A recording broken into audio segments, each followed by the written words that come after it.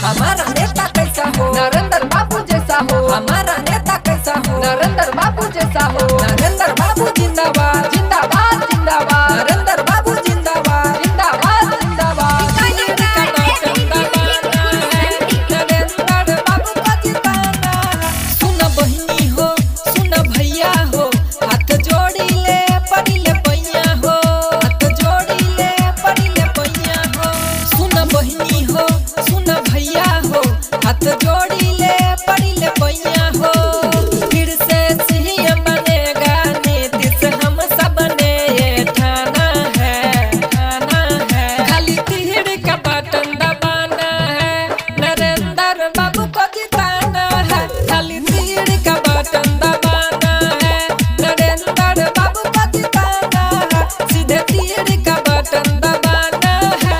हमारा नेता कैसा हो, नरेंद्र बाबू जैसा हो। हमारा नेता कैसा हो, नरेंद्र बाबू जैसा हो। नरेंद्र बाबू जिंदाबाद जिंदाबाद जिंदाबाद। नरेंद्र बाबू जिंदाबाद जिंदाबाद जिंदाबाद। तीर का बटन दबाना है, नरेंद्र बाबू को जिताना है। देखो आइल चुनावी रण में, खिली तीरे हो आलमनगर में, खिली तीरे हो आलमनगर में। देखो आइल चुनावी रण में, खिली तीरे हो आलमनगर में। नीतीश जी ने दी इनको जिम्मेदारी है, नरेंद्र बाबू विरोधी पे भारी है। हिंदू मुस्लिम सिख ईसाई जातिवाद हटाना है, हटाना है, हटाना है। खाली तीर का बटन दबाना है, नरेंद्र बाबू को जिताना है। खाली तीर का बटन दबाना है, नरेंद्र बाबू को जिताना है। सीधे तीर का बटन दबाना है।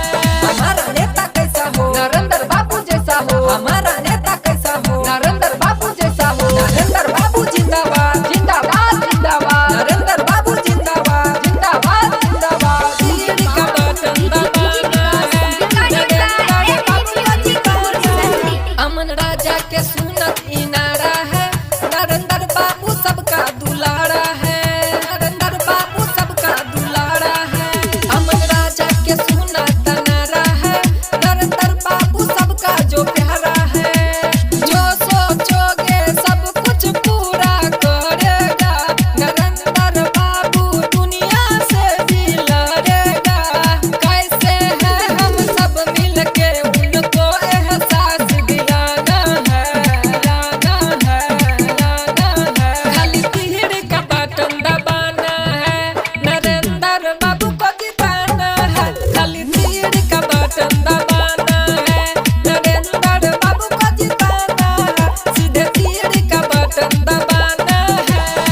आप अपना कीमती वोट नरेंद्र बाबू को ही दें और भारी मतों से विजय बनाएं।